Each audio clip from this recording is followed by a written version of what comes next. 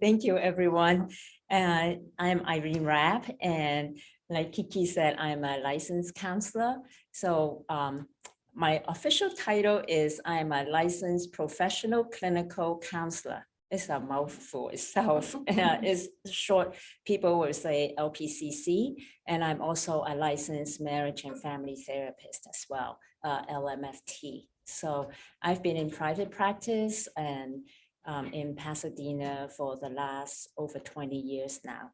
So I'm really excited I can be here to share with everyone. This setting is a little bit different. I know there's a lot of people online and also some people here in person.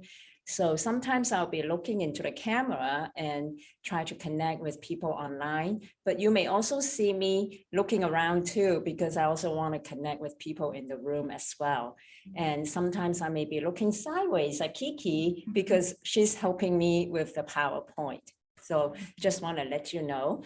And what we're going to do in the next hour and a half, I'm going to divide it into a few segments. And about 20 minutes, I'm going to pause and take a couple questions and see if I can answer those in that time. And if there are extra questions, then I'm going to wait till the end. We're going to save some time at the end as well to answer some other questions. You can put it in the chat and someone will write them down and pass them on to me at this time. And I'll check in with the people in the room as well. Okay. So we're going to get started. Today's topic, we're going to talk about helping our kids navigate through this stressful world. And it certainly has been a very stressful time, especially in the last year and a half. I'm sure all of you experienced that, not just your children. And I understand a big concern is about how that is, this stress, how is it affecting my family? And what's the best thing I can do or what I need to look out for? And here's some topics that I'll be covering at this time. So the first one, I'm going to talk about the foundation of relationships. Before we go into practical tips and know-how, I think it's important to lay a foundation of what make people connect in a relationship. And so I want to talk about that first, because without that foundation, you can do whatever you want and you may still not be able to communicate with your children or with people in your life. And then the second one I want to talk about is talking about looking inward. A big part of the foundation of relationship is actually looking at ourselves. And I'll explain more about that, what that means. The next one, then we will go into ways to connect with our children and also about the effect of COVID. I'm sure that's on a lot of people's minds. What does that mean? How is that affecting our children? And then talk about effective ways of maybe helping them cope with COVID and other stresses that's going on in the world around us right now.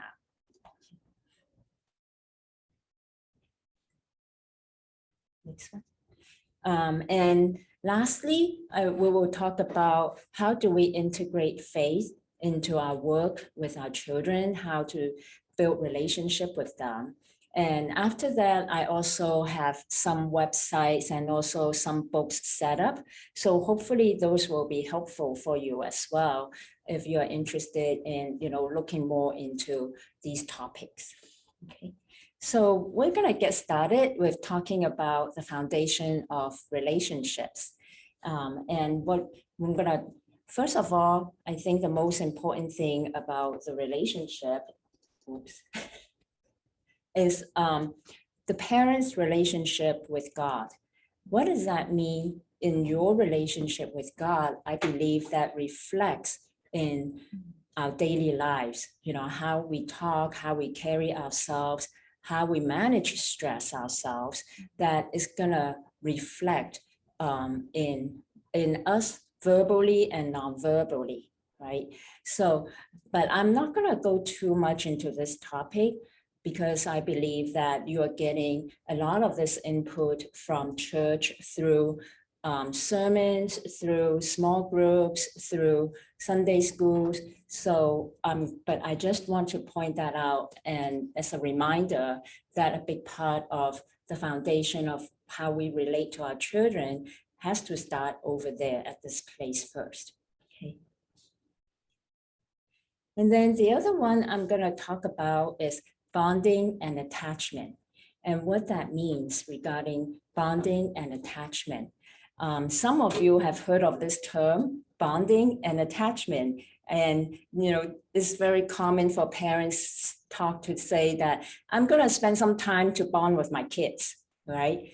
And so actually bonding and attachment are actually two different things. And the bonding part is talking about how the parents, what are you doing to help you to support your kids, to nurture your kids? So it can be right from birth, practical things, knowing, feeding them, changing their diapers, making sure that they have sleep. And the other part is once they're older, taking care of other physical needs. Whereas attachment is really talking about the other way around, is how is your child attaching to you? There's been a lot of research, some of you may know this already, is that there's been a lot of research in the last 40 years regarding attachment. And what's been discovered is that how a child attach to their parent, how they see their parent, really affect their mental and emotional well-being, and also help them affect how they can emotionally regulate themselves as well. And that is also the same pattern, however, whatever pattern is formed at that time is going to be the pattern that is going to show up in the relationship, in the future relationships, especially in the relationship with a significant other.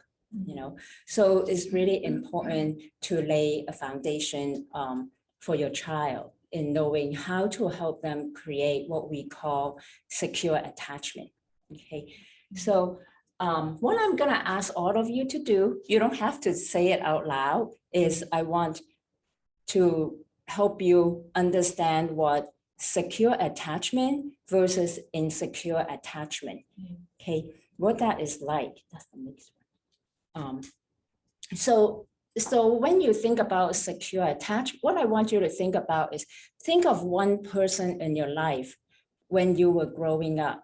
Think of someone that you knew you could always go to, and that if you go and tell them things, that it will be okay, that you will feel that they won't think that you are silly, or you don't make sense, or you're overthinking it, and that if you have a problem, or you, for instance, got in a fight with friends in school, you can go and tell this person. Okay, so that's what we mean by secure attachment, right? So now I want you to think about someone that if you can think of growing up, or maybe even now, that you just feel like, I'm not sure if I have things, if I feel like I can tell this person, that I'm afraid that they are going to criticize me instead, or tell me just get over it, right? I'm not sure if they can help me or support me. Okay, so this is what we mean by insecure attachment, right? So that's true for kids as well. I can share all the methods we want, but if your child does not feel they are securely attached to you, they are not going to want to open up. So that's why I want to lay this foundation of wanting, first of all, more than anything, is to pay attention to that. And believe it or not, how we attach, what we experience in childhood, in our relationships, it actually also reflects in our relationship with God as well, but that's something, a different topic for another time. Just want to bring that to your attention and maybe take some time to think about that, what secure attachment would look like. But the good news is that even if you have insecure attachment or feel like, oh no, are my kids not feeling secure around me? There's always room. There's always time. You can actually change it, because research has also found that the brain is very flexible. And so if you change whatever behavior or the way you interact with them, it will create new neural pathways in their brain and give them a different experience. So it's never too late to say, I want to change, and even just for, adults, if you've always experienced insecure attachment in your life, but if you know someone who's going to be consistently there, for instance, a spouse, a significant other, and they can provide that kind of consistent care and concern and attachment for you, then your brain can also change too. And you can learn to experience what having a secure attachment is like, okay? So how do we get to, what does it mean? How do I, as a parent, can help my child to feel more securely attached to me, right? I can bond with them, but bonding, remember, bonding is about doing physical things for them, making sure that they're doing okay. It can also then sound a little bit task-oriented, right? So, but what we want to do, one of the key elements of how to create that secure attachment with your child is what we call attunement. I don't know how many of you have heard of that.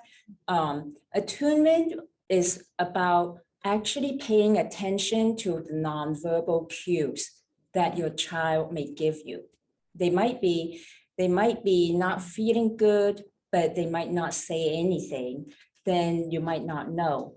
But being attuned means that you're very aware of where your child is at, of paying attention to them and able to check in when you sense that maybe something is not quite right.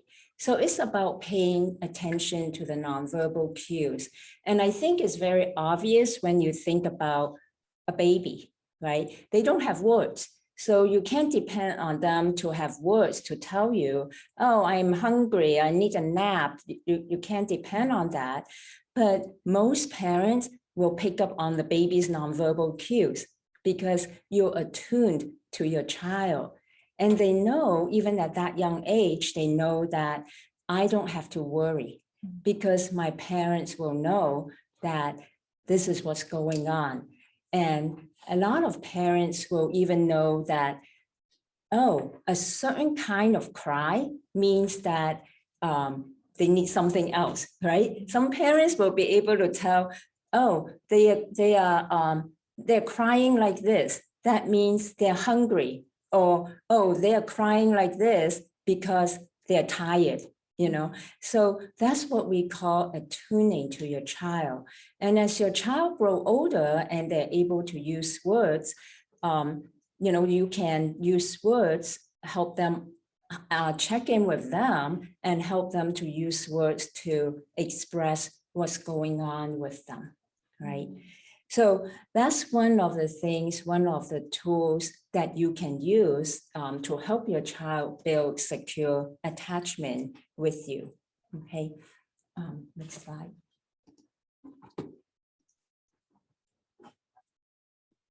Oh, oops. Okay.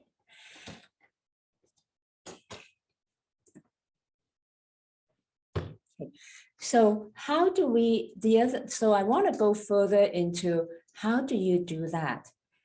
One important factor is if you've never experienced secure attachment yourself, it's difficult to know how to show it, right? Just like if you don't know how to swim, it's hard to tell someone how to swim because you don't know how to do it, right? So, next slide. So one thing that what you want to think about is, what's your experience as a parent with your own family? When you were growing up, have you experienced that kind of, what kind of attachment, maybe I should say, that you have with your own parents? You know, again, this is not like, oh no, this is it, I'm doomed. You know, that's not what I'm trying to say, because it can always change. You know, brain is flexible, so there's always room for change and growth and new experiences.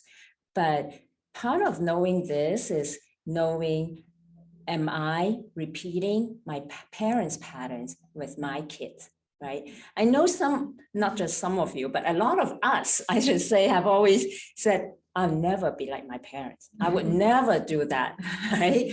But the thing is, someday we'll realize, oh no, I'm doing exactly the same thing that I said I will not do, right?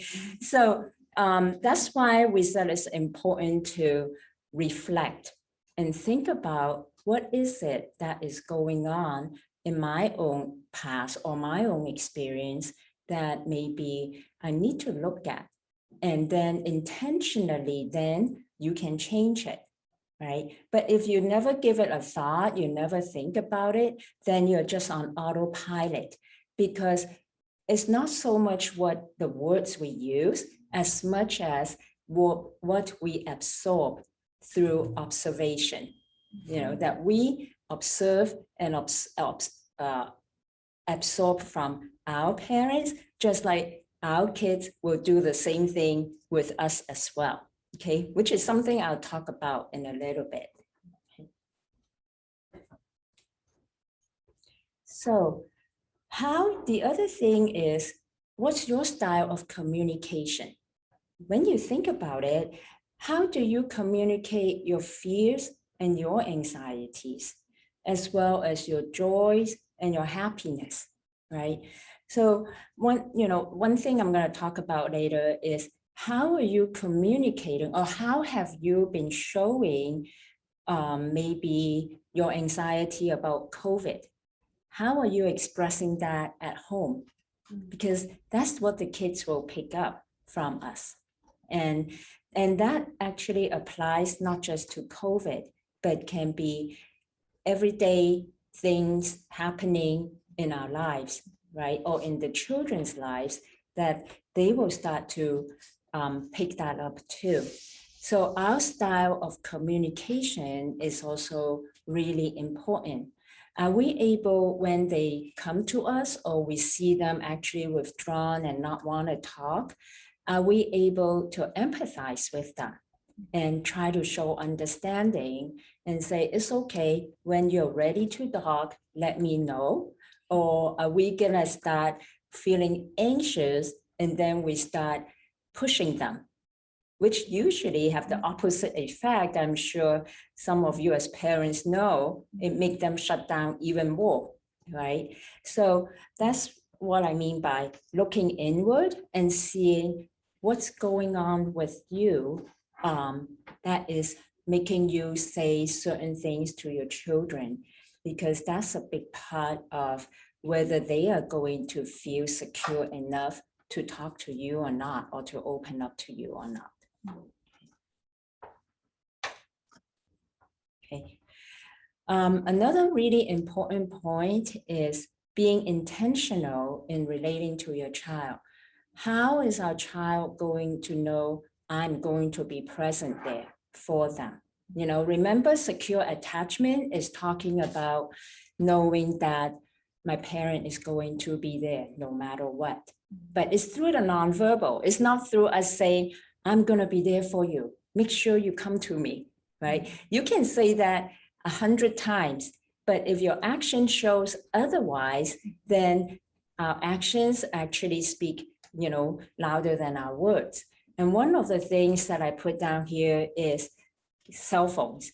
we all love our cell phones, I'm sure. So, but what does it mean to actually pay attention to our children and not, really resisting that temptation of hearing my phone ping, and then it's like, I want to pick it up and see who texts me or what's going on, right? I noticed that maybe because of my profession, I noticed that a lot whenever I go out to eat, like people around me or people with kids at their tables, and they would be on their phones, and the kids will just be sitting there, especially younger kids, they'll be sitting there. And sometimes I can tell that the child really, really want to connect with their parents. And it's so sad that the parent is just so absorbed on their phone that they totally miss it. I always feel like I want to just go to them and say, hey, can you put down your phone? But I'm sure it's not going to work for me, So I'm like, maybe not, I shouldn't do that. But it's hard to watch, actually, like knowing the effect it can have emotionally and, on a child is actually really hard to see that parents can be so distracted. And I'm not trying to blame parents, because I know parents also have a lot going on, that they have other things, they have things happening as well. And parents are also juggling a lot of stuff as well at the same time. So, but this is just to say that if we want the child to know that I'm going to be here for you no matter what, then we need to be more intentional in how we're gonna show them that, even in our own lives, right? If I'm at a meeting and someone's on the, well, I should say, when I am on the phone while I am talking to someone, I know some of my coworkers are really good at saying, they just stop talking. And until I looked up, and then I was like, oh, that's okay. Why don't you finish what you need to do on your phone, and then we'll continue. It made me feel bad, right? But it's effective, and it's really keep reminding me, I need to give my 100% attention to whoever I am with at that moment. That is really important. Okay, so it's more about the intentionality of making it a point to be there. So another important thing is self-care for you as parents, because if you have a lot of things going on, if you have children and you have a full-time job and you have to come home and you have to take care of everything, it's a lot to juggle. And then during pandemic, kids are home 24/7, that's even more to juggle, trying to figure everything out and set up a schedule. That's why I think a lot of parents burn out, which, is totally understandable. So in order for you to be able to be intentional and give your child attention, it really does having to be able to replenish yourself first, right? So self-care can look different to different people. For some people, it might be, I need 1 day or half a day of spiritual retreat and I'll feel refreshed. For some people, it might be going to the spa for a couple hours and they feel refreshed, So it's different for different people. And I know sometimes it's really hard.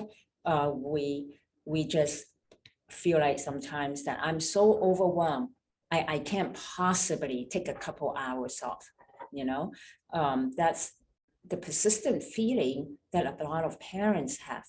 And maybe it's about brainstorming with the other parent. Are there things that we can do?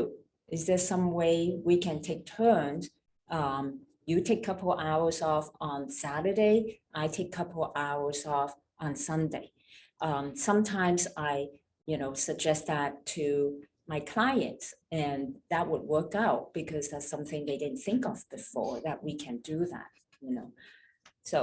So those are some things that I'm thinking of that will be helpful if you are thinking of what does it mean to have a good foundation with your children, how can I help them feel they are safely, that we have a safe attachment relationship?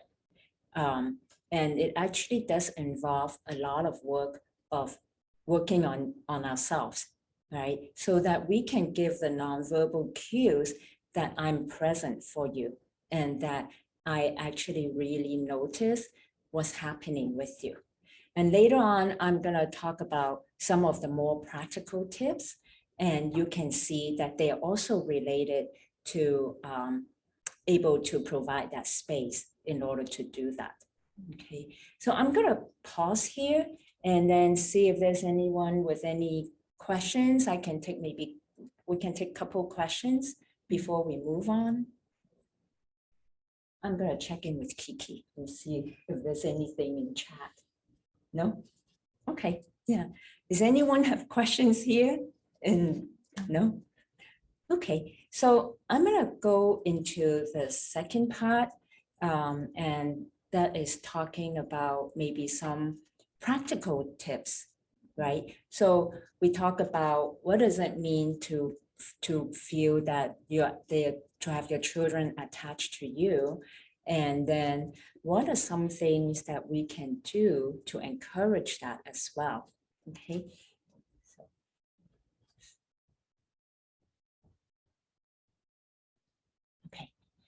So one thing is to play with your children. Sorry.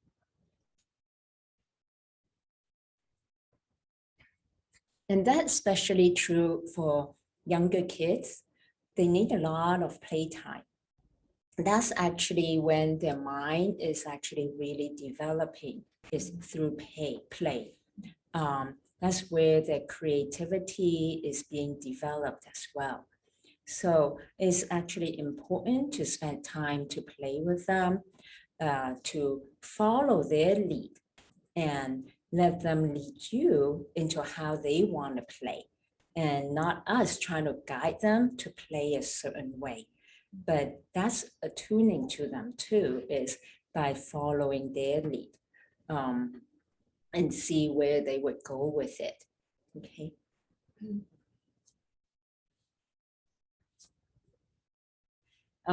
The other thing is get down on their level. If you have young kids, it's important that when you talk to them is to either kneel down, squat down, go down to the level to talk to them. So it's not talking down, but rather it's more on the same level.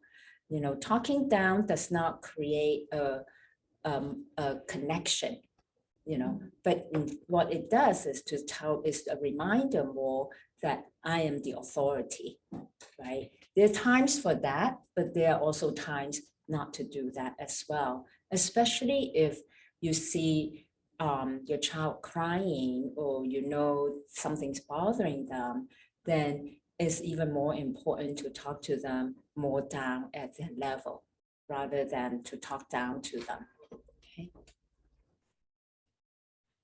Okay, give appropriate and specific praises. I know, you know, most parents know this already. Is not to give general praises about, oh, you're so good, and it doesn't really land with them.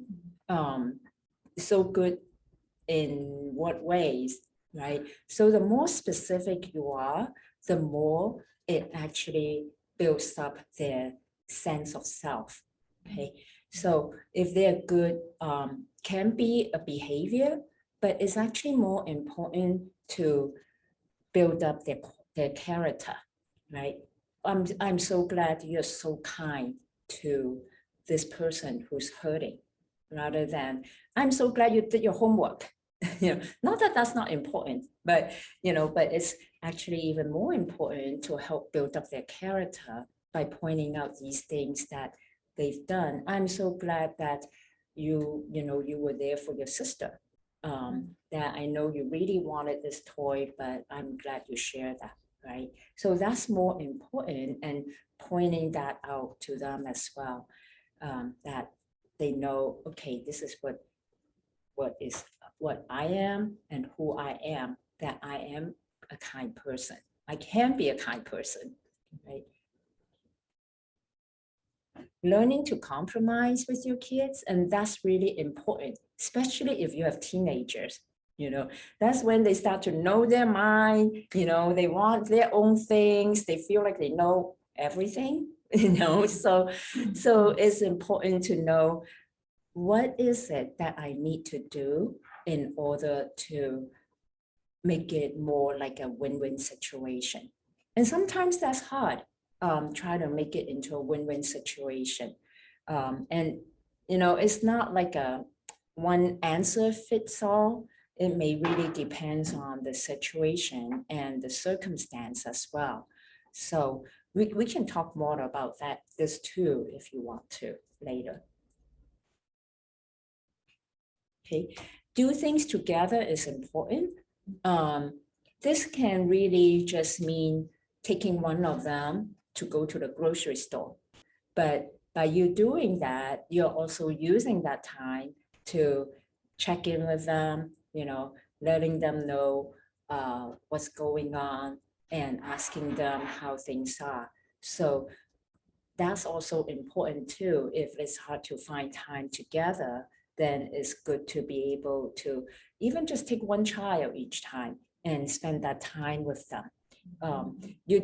It's just that you don't want to make it too task oriented and just drag them into the grocery store and then get what you need and then, okay, we're leaving, that's it, but hopefully in between you will be checking in with them and listening to them as well. Except you are different. And again, this is even more important for teenagers because, we all know teenagers, they're growing. They're trying to find out who they are. They're trying to maybe sometimes may try on different personas. One day they may be like this, another day they are like this, another day they're another way. And so sometimes it's really hard to know how to relate to them and because you don't know what to expect. But that's part of, their growth process of trying to know what works and what fits sometimes. And so their temperament, who they are may be very different from you. You may be an introvert, but your child may be an extrovert and constantly want to interact, want to socialize, want to be with people. And so you're like, I don't know why they just kept wanting to talk to people or wanting to go out. Why can't they just stay home and read or something, right? But of course, the opposite is true too. If you are the extrovert and they just want to stay home, then you also may not understand why don't they want to go out, and why don't they want to interact with people? Is there something wrong with them? And that sometimes can also lead to fights too. And then for the child to feel like my parents just don't get me, they don't understand me or feel pressured, right? So that's part of, because of that, that's part of learning to compromise. And how do I work with them on how to maybe get through that and how we can work on a situation where we can both feel like, okay, I get it, and for them feel like I can come to my parent and say that I really don't want to do this, right? So, okay, moving on from a wrong after an apology. It's pretty obvious what that means. Is to say that don't keep harping on it, okay? Don't keep harping on it. If they've done something, then if they apologize or you guys talk about it, then let it go. What you don't want to do is to keep pointing back or referring back to the incident about, well, you didn't do dishes last time, so I don't know if you're going to remember it this time. So I'm going to remind you, you didn't do it last Saturday, so you better do it. That's kind of annoying for your child. And it's also keep reminding them, yeah, you had one fail. and I'm watching to see if you're going to have another fail, So it doesn't make it a secure situation for your child, right? If they forget again, then go ahead. Let them know, hey, I see a pattern here. And then what was going on? That might be a better way of phrasing it, rather than saying, you didn't do it last Saturday, you didn't do it this Wednesday, and are you gonna do it this Saturday? Instead of trying to prevent it from happening, it's okay, wait and see. Maybe they might surprise you and actually do something, right? So, yes. Can I break in with a question? Oh, yeah, sure. Oh, Okay. they don't have paper, I think. Oh, they do have, or pen, maybe. That's what they have. Can I ask? Yes, go Okay. ahead.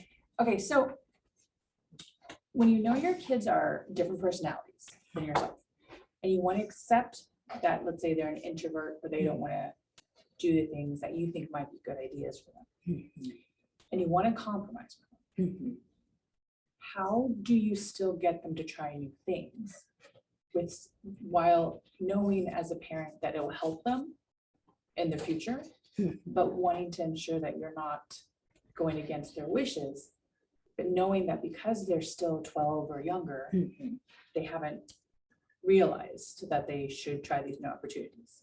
Does that make sense? Yes, yeah. So I don't know if everyone hear the question.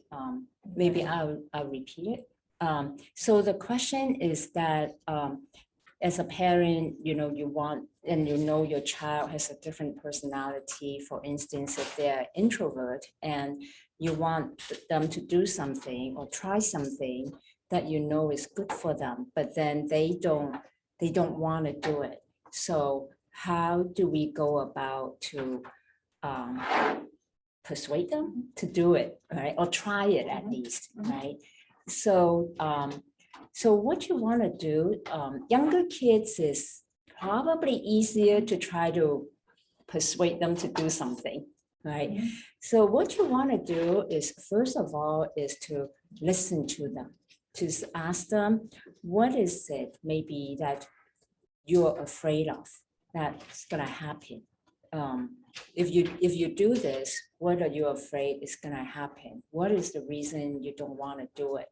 And listen to them and see if it makes sense, right?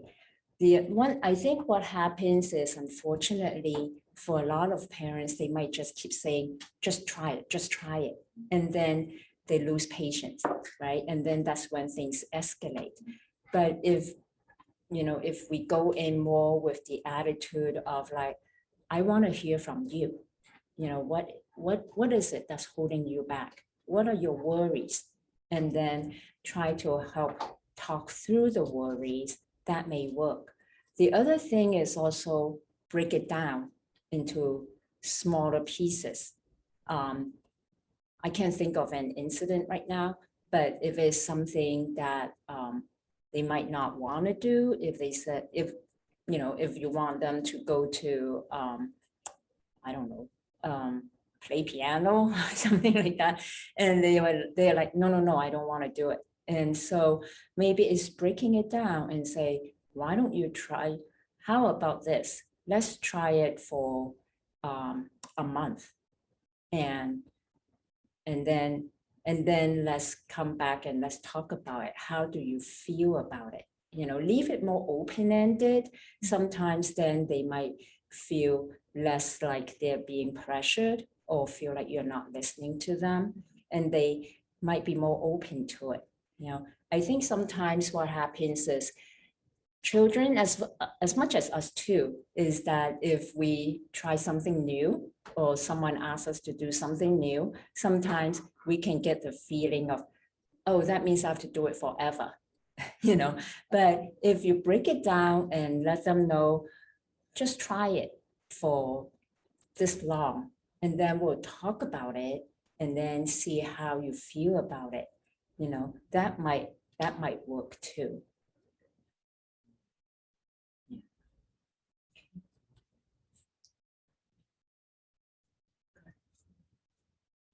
So the other thing is talk things out, which is what we, the example I use is how to talk things out. It does take being intentional, right? It was something we talked about before. It does mean that having time and able to sit down with your child and talk about it, And I know, unfortunately, sometimes time is the biggest enemy, with our schedules, with things going on. Sometimes it's really difficult to try to do that, is to find time to actually sit down and let's talk it out without being instantly reactive, right? As soon as we get instantly reactive, then our children will probably don't want to talk to us anymore. They probably think, oh, you're mad already. I don't want to say anything, right? So it doesn't help. So it is about being more intentional in hearing them out first. Even if you disagree, nod your head, to say that you're listening, So, yeah. Sometimes it's negotiating. You might have to negotiate. Well, why don't you try doing this for a month, for a week? Then we'll talk. I think sometimes the nuances, some parents may say, well, why don't you try it for a month? If you don't like it, you don't have to do it. Then you close your own door, So you want to actually say, if you don't like it, oh, why don't you try it for a month? Then let's talk again, So then it's more a continuing dialogue and you are not closing the door, right? So hopefully if they come back, then it's okay, And then you can ask them, well, what was fun for you or what felt good? Which part didn't feel good? Then hopefully it's something you can tweak for them and then make it feel more like a better experience for them. And then let them know, well, why don't we do it for another month if I'm able to tweak this? And then come back and talk again, So sometimes it might be a process that it might take some time before it get to the point where they will really buy in, So. But it's also important to set limits, as you all know, no matter how old they are, how young they are, it's important to set limits, right? And sometimes it's more how we set it rather than not setting it at all. And I think that's the balance that parents struggle with a lot is what kind of limits and how to set it, right? And sometimes there are some things that are probably more like absolute, that no, you definitely cannot do this. Or no, curfew is this time, right? That some things are more absolute, but there are probably a lot of things that might be a little bit gray, that might be okay to negotiate with them, and it also depends on the age, at 7 years old, at 8 years old, you probably don't want them to have a cell phone or to walk to somewhere by themselves.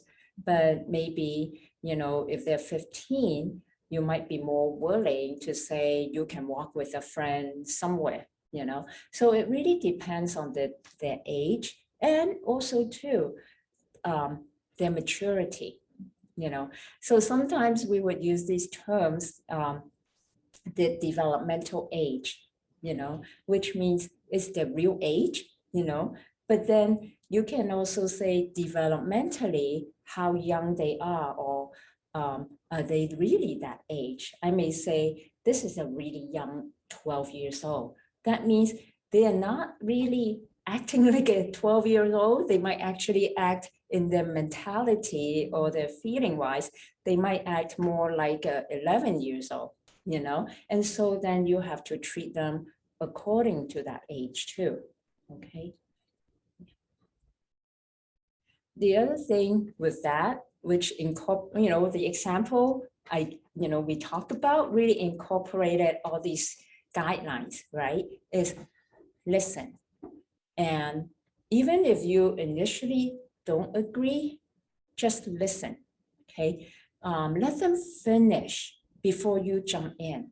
And that takes intentionality. It takes really some self-control sometimes on our parts as parents to not just jump in and cut them off and say, no, that's not what it is, you know? So, but the listening part is actually really powerful because the more you listen, the more the child is gonna feel free to say things and to tell you things that they previously may not be willing to talk about because they don't think we are interested, or they might think that we don't have time, you know. That these days, because of our schedules, it's so easy to just become task oriented, right? Do this, do that, you know. We talk about this, okay, are you gonna do it? You know, and that's it, right? But what children need is really, no matter how old they are, what they need is really to know, I have time for them, that I am willing to take some time to really listen and stay with them on what's interesting to them, you know, not about what's interesting to us, because that's the attuning part, to help them feel secure with us, to open up, okay? So I'm gonna pause here and see if there are any questions. Anyone have any questions? I have one question. Yes. How is the best way to help your child who is already in a state of high anxiety? Mhm. Like, Like How do you- about anything, or is like usually is the child, would you say, is usually kind of anxious in general, or just anxious about where we are at right now during the pandemic, or both? probably a little bit of both, Yeah. but I mean, it was definitely harder when she was in school this past Mhm. year, but she still has a lot of anxiety, a lot of like dreams of like people breaking into the house, like almost every night she has dreams like that. So I know she has a lot of anxiety, but like, what's the best way for myself and my husband to help her through it and to like help her not feel so anxious all the time, Yeah. you know? Yeah. I'm gonna be talking later about Okay. ways to, you know, help, you know, Okay. our children. But I also, I want to repeat the question first. And the question is that, what are some ways that we can do to help our child if they are anxious, you know, and that not just because of COVID, but in general, there's a tendency to be anxious, right? Yeah. So there's gonna be some suggestions later on in some of the slides, but I also, maybe we can touch on this a little bit, is knowing where you know, if there has been anything that had happened before, if it is very specific and the anxiety is always about the same thing, then has there been any triggers, you know, what we call triggers? And it can even just be something that, not something that has happened to her, but it might be something that she has heard about, maybe even from a school friend or from someone, or heard about it in the news, you know, and then that might also cause her to be more anxious about it. So, but we can also, I'll keep that in mind, and then we can talk more about that. No other questions so far. Okay. So I want to specifically talk a little bit about the COVID effect, just because this is really on everyone's mind right now, you know, for the last year and a half, and looks like it's still gonna continue for a while.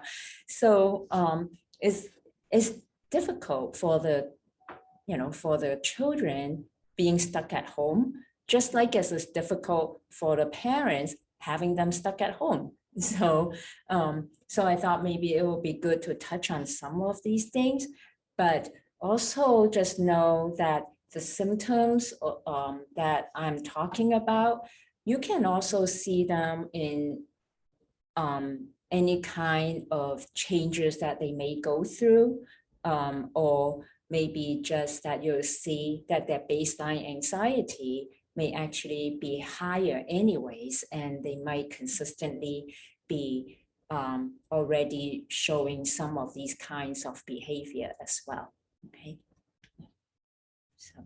So some of these things apply to more younger children, and some of them apply to older children, okay?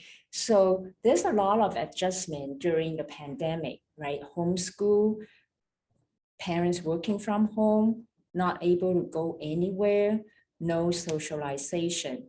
And, you know, even with school online, I'm sure a lot of us have heard or even experienced chaos in teachers trying to scramble to try to get things set up, because it was just all so sudden that it's been very difficult for all parties involved. So there's a lot of adjustment that we have to do during this period. So part of it is ask yourself first, what are some of the effects on me? You know, was I anxious? Was I overwhelmed? Has it been difficult? Do I feel burnout? Do I wish that I can just disappear? I don't have to be at home with the kids and let them just handle it, you know, it's fine. You know, so ask yourself, what are the effects on you, okay? And then what you want to do is notice the change in, or the changes in your child's emotions and behavior. I don't remember what's the next line. Can you? Just to make sure I'm not going to repeat. Oops. Oh, not the next slide. Sorry. Next line. Oh, that's the last line. Oh, that's the last line. Okay. So what is it like for younger children? The effects may be a little bit different from older kids. Okay. So okay. I think the next. So for younger children, the effects, they may be anxious, but if they're young, they don't have the words for it. So what you will see is probably more acting out behavior, okay? How they are going to regress, sometimes in their skills and what they can do.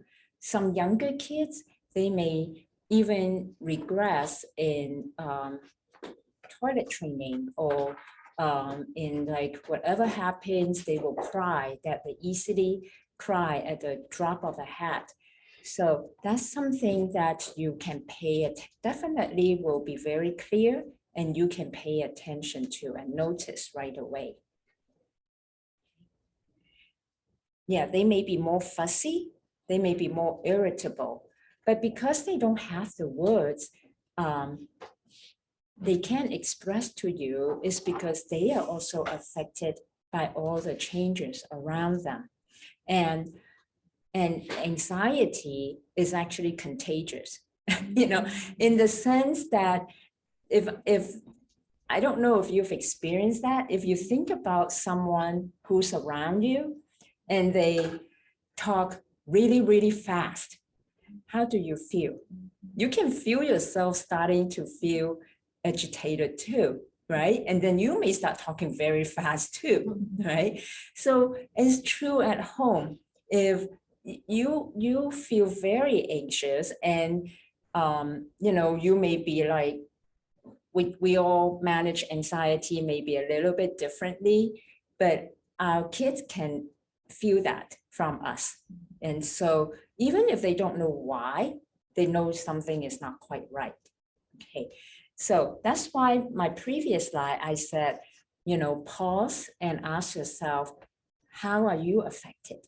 Because that's the cue to your children, you know. Okay, they might fall asleep and then wake up at night, which, you know, is what we call disruption in the sleep pattern. So they might fall asleep very quickly, but they might not have a really deep sleep. They might not sleep through the night, and they might wake up. Some kids may even wake up crying, but they don't know why they cry. but that can happen. Even with teenagers, that can happen too. Separation anxiety, and again, especially for younger kids, they don't have the words, but because they feel things are so unstable and things are changing all the time, they might be more clingy. They might be more withdrawn. They might decide they just want to play by themselves. They don't want to interact with other people. Okay. So some may even show aggressive behavior, that because they don't have the words. So you will see that sometimes traditionally, more so in boys, that in boys, they tend to act out in a more aggressive behavior. And for girls, they tend to be more withdrawn. So, that's more traditionally, that's more what it would be like. But of course, there can be exceptions as well. And they might have more conflicts with siblings. And this also applied to teenagers too, because whenever we feel agitated, this is what we call displaced emotions, right? That means I can feel something, but I'm not able to deal with it. I don't know, may not even be in touch that I'm feeling these feelings. But then it will just come out on someone else, even as adults, we do that too. If I don't work on my own feelings, I don't talk about it, it may just come out in my fight with someone else, Yeah. And if they do a lot of playing, especially for younger kids, they might play themes of illness and death because that's what they've been hearing. Okay. Now, if we are going through, if we had an earthquake, then they might actually play themes of that, of having an earthquake. And that's not necessarily bad, because when we work with young kids, when we do therapy with children, we do also a lot of play therapy. And big part of it is the belief that because they can't verbalize, so what they do is they act it out in their play. And sometimes through their play, they may find resolutions that will actually help them feel better as well. So, but it's good to notice, they are feeling the effects of it, right? But if they're playing in this manner, it's totally fine to let them play, or you can also guide them to say, what can happen or what can they do, to help them feel better. You can also integrate that into your play as well. Okay. So some possible effects on adolescents. So change in mood is not unusual. Adolescents, they are already going through that hormonal change already. So even in the best of times, some of them already are kind of emotionally unstable, right? At least to the parents, that feel unstable already. So when there are things going on, and it's even more difficult. And then especially if they're confined to their home, it makes it even harder. So some may end up constantly angry and irritated. Some may feel hopeless, which means that they may go into more a withdrawal mode instead, and not want to do things and not want to talk or interact. Some may just feel bored because they don't have the normal stimulation that they usually have when they're in school or with friends. And along the same line is the change in their behavior. They might fight more with other people. For those who have maybe more difficulty in holding their feelings in, then what they do is they act it out. But then for some other kids, remember, different ones have different temperament. So for some other kids, they might just shut down instead. So your children. Maybe, okay, for this child, they tend to be irritable. They may snap at people. They might get rude, but underneath it, there's probably something else going on. But with this child, it might be, oh, they don't want to talk to people. They just keep themselves in the room all the time. So maybe there's something going on with them as well, So it's not just, hopefully that we will not just look at their behavior and said, what's wrong with them, But again, it's taking time to listen and allow them to tell us as well. Lost interest in activities they previously may enjoy. Some kids may enjoy video games. They might enjoy actually texting, talking to friends, playing piano, doing outdoor activities, and they might just, not have much interest in that. Some of these things that I'm talking about are some signs of anxiety or depression, but not necessarily to the point of like you really need to worry that much about it, but at least it's something for you to know, oh, these are some signs of something is affecting them, okay? Sleep disruption, same thing. For adolescents, you might have to gauge because their sleep pattern can also be wonky already, right? So you might have to gauge, like, is this their normal irregularity, or is this something different from on top of it too? Then, and check in with them. It can be they fall asleep and then they wake up in the middle of the night and can't go back to sleep, but it can also be having a lot of difficulty falling asleep. And then when they sleep, have difficulty getting up, But of course, sometimes that's just normal adolescent behavior as well, So it's about knowing your child, what their usual pattern is, and then maybe then, compare it with that if you see something different.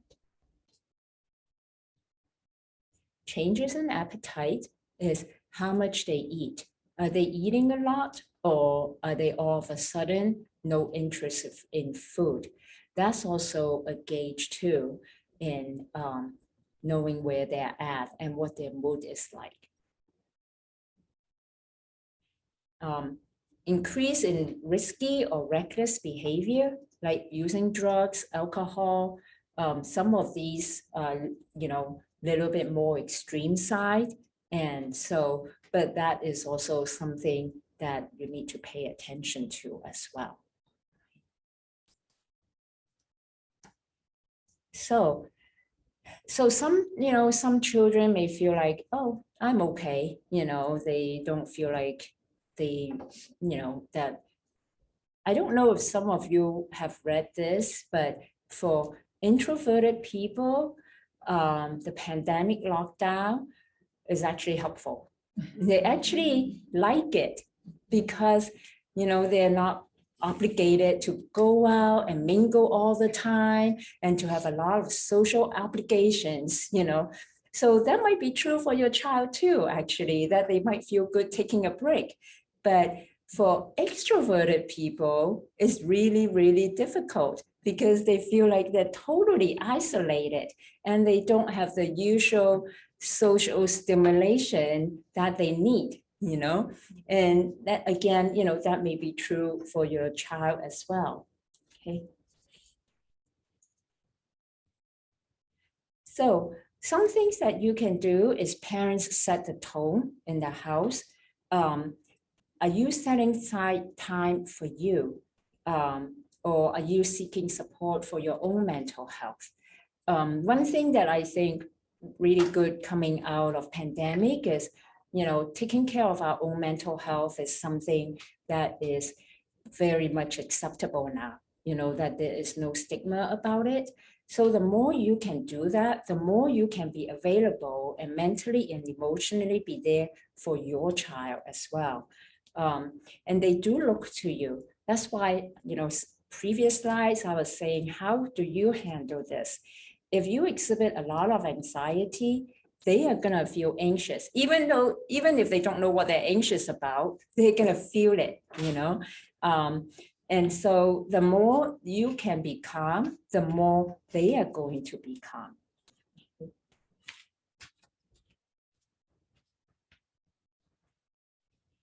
So some children may need more time and space to express their feelings. Okay, again, this is about different personality, and every child may be different. Some children, if they have more difficulty with words, it might take them a little bit more time, to think through what's going on. You might have to ask more questions to draw them out. But you may have another child who's actually very articulate and very verbal, and they can tell you exactly what's happening as well, right? So it's about knowing your children. So the other one is that if they're not good with words, they might be good with drawings. They might actually, for some children, they may express themselves better through drawing, through different kinds of more creative expressions, You can even do a play at home even, and that can be a way for them to express how they feel, okay? One thing that you want to notice is however they express it, there has to be no judgment, and no advice giving right in the moment. No matter how much you want to do it, if they said, I'm really scared that I'm gonna catch COVID, or I'm afraid that this is going to happen if I do this, then listen to them and hear them out, and let them know that you understand their feeling of anxiety. And then slowly then ask them, where do you think that anxiety is coming from? Are there things that can be done to help them feel less anxious, right? So, but allow them to express themselves first, whichever way that would work for them.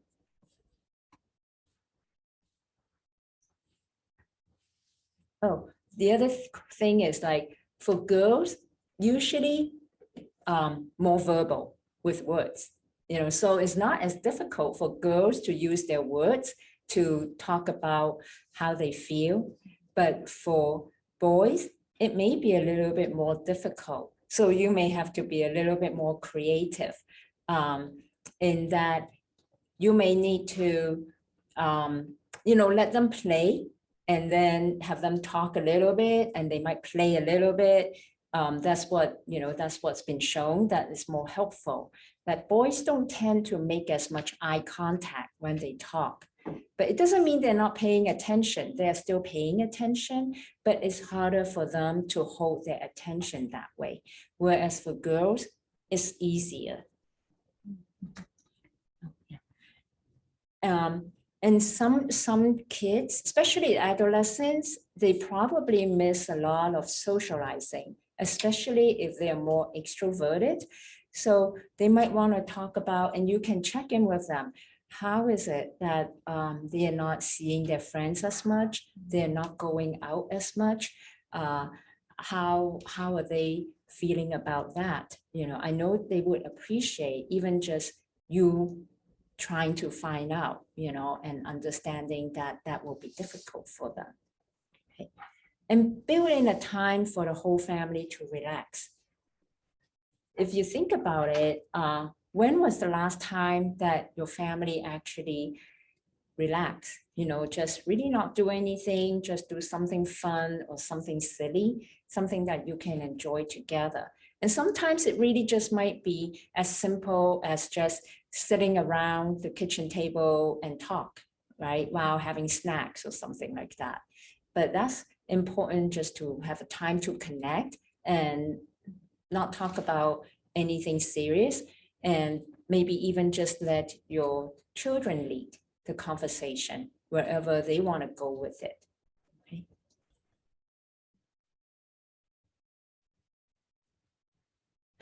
Having daily routines, even for teens, is actually really important because it does give them a sense of order of the day, feeling like they know what to expect.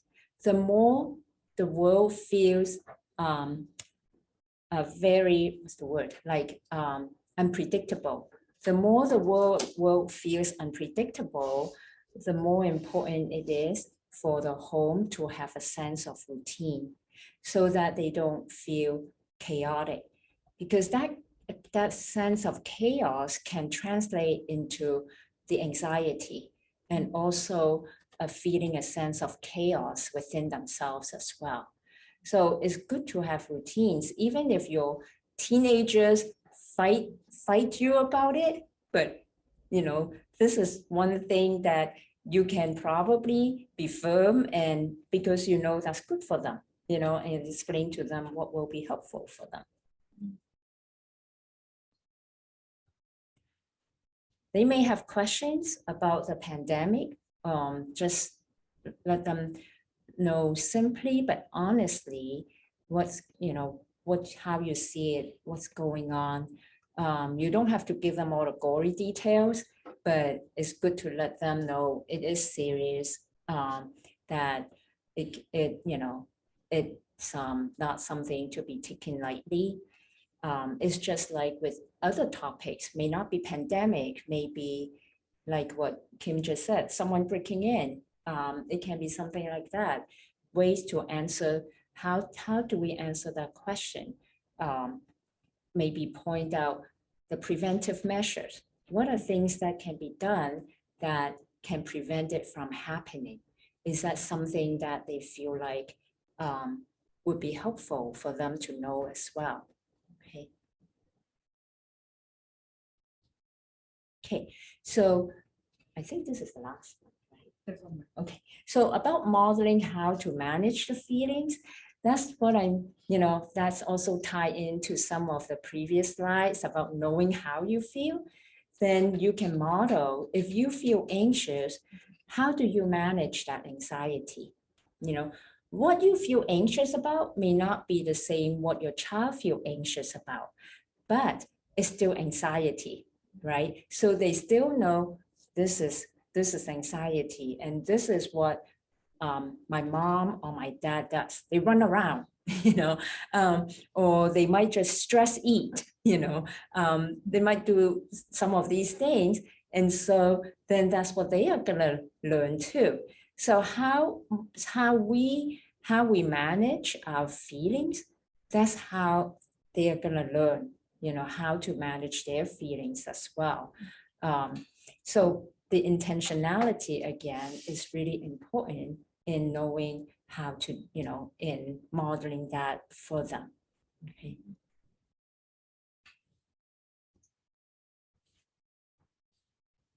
Okay.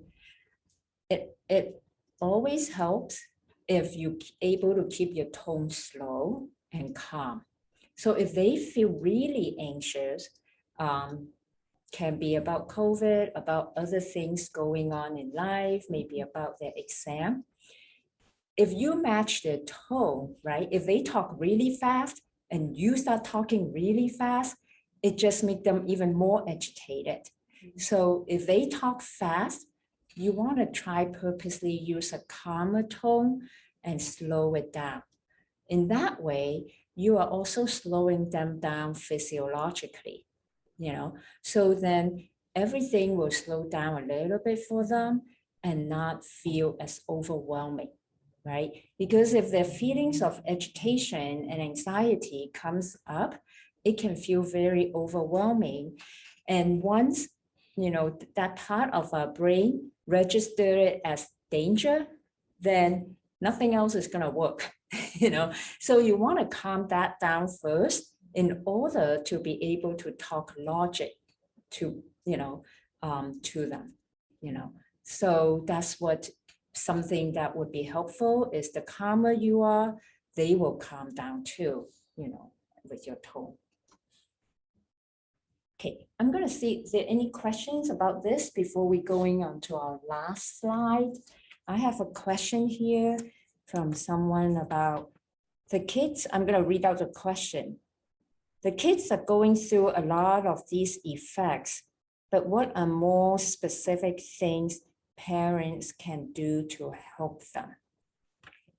I don't know if you got this question before we went through those slides. Okay, yeah. So hopefully what we just talked about are some things that can help.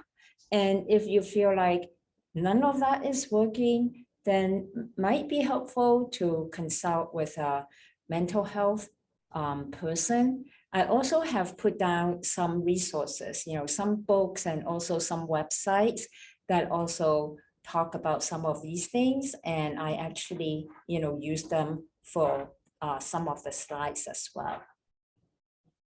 Any questions here? Kim, I don't know if that helped answer your question a little bit. Okay. So next one. So lastly, want to talk about how do you integrate faith into all of this, right? Now, the first part that I talk about that one of the foundations is really about our own faith, our relationship with God. So then what does that mean? How is that going to show up? Part of it is who are we trusting, right? So then that's what we are going to be modeling for our kids as well. Sometimes it can feel confusing and it can feel like a fine line that I am anxious, I may have all these things going on, I am overwhelmed, but at the same time, I'm also trying to say, just trust God, So it can feel a little bit like confusing, but one thing that I think is really important for parents to know and to do is be kind to yourself, be compassionate to yourself. You are all doing a lot. You're all trying really hard. And, sometimes it is a balance and trying to know I can feel anxious, but I also trust God, that ultimately He's in control, right? So some things that may be more practical that you can do is integrate some of the Sunday school lessons into the rest of the week. Instead of you trying to generate new things, right? To help your kids to say, oh, do this, or wait, what do I need to look up, Then I understand from Kiki that, the Sunday school, especially for the younger kids, they, teach them different things every week. And then they send out email to the parents to let them know what they've taught them, what's going on, then integrate that information. You can always just say, hey, do you remember if they tell you something? You can just say, hey, do you remember what you learned on Sunday? And, and then use that as a way to integrate that into their daily lives. So it's not like Sunday school is Sunday school here, and then my life is just here, but that's a good bridge. The parent is the one to help them bridge that. Okay. Another thing is just bring God into your daily conversation. What is one thing you can see God doing today? Something that even if it's really small, it might be something very small, but it's a good conversation starter. And it also starts to help them to continue to remember and to reflect on God's presence with us. Okay, so it's not just waiting till there's something happened and then it's like, oh, God is there. Then it's kind of hard to believe that or to experience that if we only wait till a crisis and then say, God is here, then God doesn't feel real, really. And another way is what and who we can pray for, especially if they feel anxious, maybe about themselves, about the pandemic, about friends, about grandparents, is to say, that's actually a good time to say, you know what? Why don't we pray for them right now? If you feel anxious, then, let's talk to God about it, and so it becomes alive and is part of the daily conversation. And same thing is talking about God and to God as part of the daily conversation, and instead of waiting to have to be a specific time and then we talk about God, In that way, then God is just, sort of like put in a box in that way. How are you, how are we prioritizing our times as parents? What do we do? Because again, kids watch us. They watch what we do more than really go by our words. There are plenty of children who have said that if parents ask them to do something, they may say, you don't do it, So, so then it's like, doesn't matter. My word is not powerful because they can see I'm not doing that, I'm just asking them to do it, So the more I can show them by my action, the nonverbal again, then that's something that they are going to remember and absorb. I always think of sometimes our relationship with our children is more like osmosis. They absorb it. They really go more by that than by what we say. If I ask, and I do, whenever I see someone for the first couple of times, I always ask them about their family history, their attachment relationships. And people usually don't remember exactly what parents or caregivers say to them exactly, but they remember how it feels, So it's not so much the words, it's always more the nonverbal and how they experience their relationships. That's important, So that's just something I want to bring up and just encourage parents to think about. Again, I know we are all really busy. There are lots of things going on, and it's especially hard being a parent if you're full-time working, have children, and maybe even have to caregive for your own parents or have things at home going on. It's hard to juggle all of this, So yes, it is a very big job that you're all doing. Okay.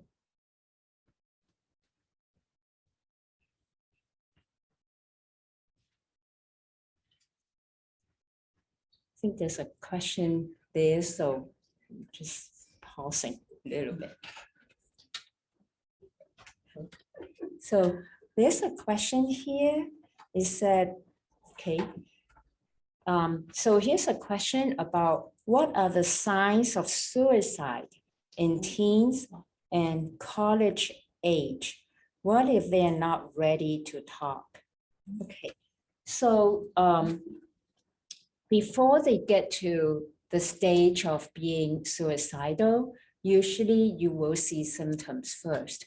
And some of the symptoms are some of the things that in one of the previous slides would be what we call signs of depression, would be mostly lose interest in things that they are usually interested in, may not sleep well, may be irritable or may be really withdrawn. Appetite may change, maybe sometimes even engage in some risky behavior. So those are things that you will notice already, that if you're attuned to your child, you will know something's not right? But it's more to what degree. If you see that they've been doing that, what's considered depression in a child is that if they have those symptoms for more than, I think for a week, I have to remember the definition, then it's considered depression, okay? But then, of course, depression, there's also mild, moderate, more serious. So it depends on what it is. If they are not willing to talk to you for whatever reason, you can always ask them, or suggest to them that you want them to talk to a counselor, or a therapist. Sometimes it might be easier for them to do that. They might not want to say things that may hurt you, or they don't want you to worry, or they're afraid they might say things and you're going to disapprove. So sometimes it may be easier for them to talk to a third person who's more objective. Of course, they know that everything that if you do that, know that everything that your child talked to the therapist about is confidential, unless they are really trying to kill themselves and the therapist knows about that, then they will break that confidentiality and involve you as well. Another thing is, if you're not sure, do I really need to get a therapist? You can always try maybe a relative that they would trust first, if you would rather go that route first, and see if they would be willing to do that, and then go from there as well. Okay. I hope that answers the questions a little bit about what if they are not ready to talk. So here's the end. What I have here are some resources, for those of you who are interested in reading up more and finding out more. So these are a couple of websites that I've looked at, some for adolescents and some for younger children as well. Okay. And here are a couple books, well, not couple, a lot. So yeah, a lot of books about parenting. Some are more Christian-based parenting books.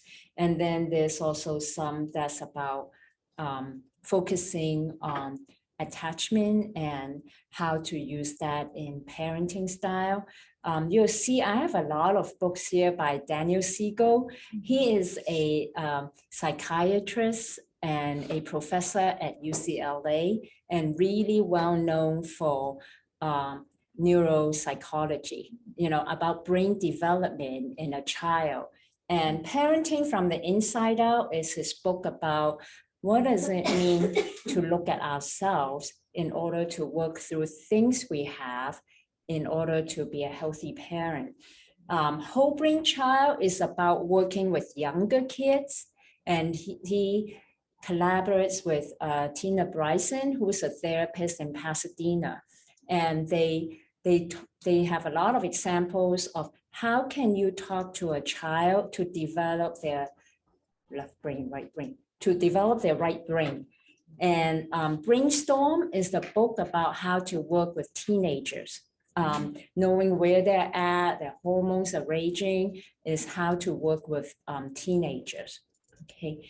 Attachment Focus is about how do you use what I've talked about earlier about attachment theory. How do you use that as a foundation for parenting?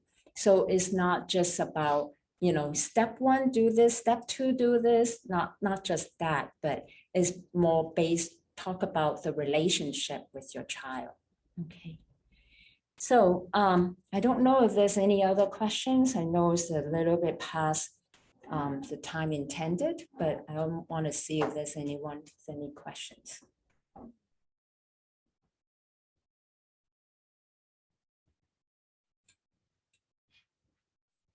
No? Okay, so thank you very much, everyone. And if there are any questions, feel free to email me as well. And should I put my email? We can email it out. Okay. Yeah, and I think you're going to email out the. Yeah, we'll put it on YouTube. Okay, yeah. Okay, great. Thank you.